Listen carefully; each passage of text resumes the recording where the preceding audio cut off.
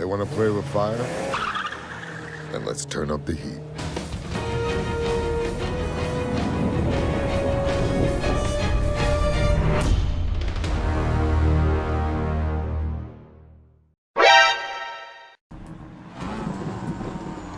So, as one of those strange breeds of people who consider themselves both a hardcore gamer, TM, and a fan of casual racing games, Fast and Furious Crossroads should have been the kind of mindless arcade driving fun that would have ticked my boxes and provided a hollow but entertaining time sink.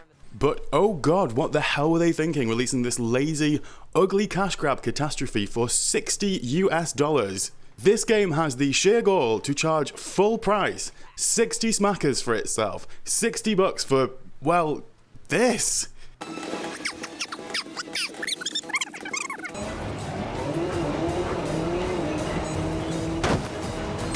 Hang on. I don't know how much more of this we could take. Oh, just look at it. Okay, for a start, let's talk about the PR and review cycle for this game. There wasn't one. Not a single outlet, as far as I can tell, got a copy of this game to review prior to launch, and all requests from us for any kind of code, or even just someone to talk about the game, were completely ignored. You have to assume that Bandai Namco were probably viscerally aware of the abysmal quality of this title, and therefore decided to completely bury it without committing any resources to promoting the damn thing, in anticipation of its probably less than glowing critical reception. This is especially weird given the fact it closed the Game Awards show, a prestigious slot which obviously wasn't cheap. Maybe that's where the budget for the entire game went, as it clearly didn't go towards, developing the game. I suppose we should start with the visuals. It's not hyperbolic to say the majority of the PlayStation 3 and even some PlayStation 2 titles were visually ahead of Crossroads quality. From its plastic, low-detailed assets to its shimmering, unaliased appearance to its copy-and-paste environments void of personality or detail, this is especially egregious given the game is completely on wheels. There is one path forward, one. You'd think this would give Slightly Mad Studios the time and resources to make this single road of progression nice to look at, but I was genuinely shocked at the throwaway amateur level of work on display here. I mean, look at these civilians. Nobody's moving, or talking, or walking, or doing anything. Nobody's shopping or interacting. They're just standing there. Like, everybody in this city is waiting for a cab, or doing some kind of weird photo shoot posing. It's bizarre. And look at these people on the racetrack starting. They're not even animated. They're just cardboard cutouts. Cutscenes are mildly better looking, but oh boy, these character models. What is going on with Vin Diesel, man? Okay, maybe I wasn't expecting Last of Us style quality models, but these things are so creepy.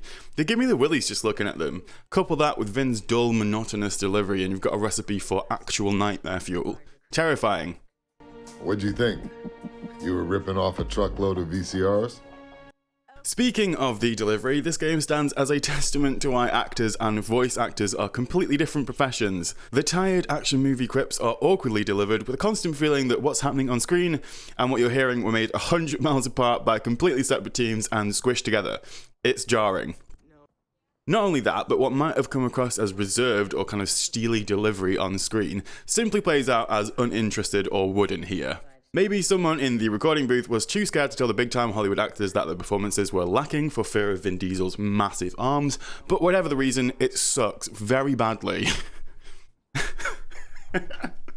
Jesus Christ. Then there are the missions. Now, admittedly, there isn't a huge amount you can do here with material so formulaic as the Fast and Furious franchise.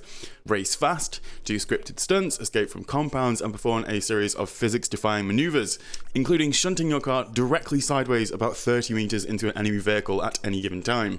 Now, I will say there are occasionally moments here where if I really turned on my brain and ignored everything else and I managed to squeeze out a little bit of mild enjoyment out of this. But for every chase or race I found myself starting to enjoy, some laugh-out moment of unintentional hilarity would immediately pull me back to reality. Like that time it randomly started raining boulders from the desert sky for an entire section of a mission for seemingly no reason at all. Like, what are these? Why would anybody build roads here if they were under constant threat from sky giants throwing fucking boulders at a car passing by? What is this? I mean, I really could go on, from the infuriatingly close camera so far of the boot of my car I can smell Dom's funk, to the tiny and illegible text on screen which clutters the already terrible UI. to the fact you can't see a damn thing on screen for much of this game, especially when the explosions start popping off mid-chase. It just becomes completely impossible to discern more than a meter in front of you. But I feel like I'd be here all day labouring a point I'm sure you've more than understood by now.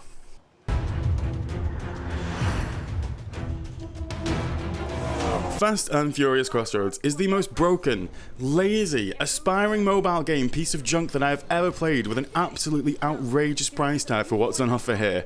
Clearly rushed to market in the hopes of making a quick buck off a popular franchise made by a team clearly bereft of any passion or pride in what it was creating here. If you can buy the game for £3 or less and fancy a bit of a laugh, then maybe consider picking it up. For everyone else though, avoid this game for this unrelenting car crash that it is. 3 out of 10. Hi guys, thank you for listening to this this breakdown of this terrible game. I'm so sorry for laughing all the way through, it's just so bad. But listen, if you've enjoyed this, please like the video, subscribe, share it with some people that might find this interesting. Stop any racing fans you know from buying this game, because it's so bad. It's so bad. And yeah, until next time, thank you very much for watching. This has been Invicta Gaming.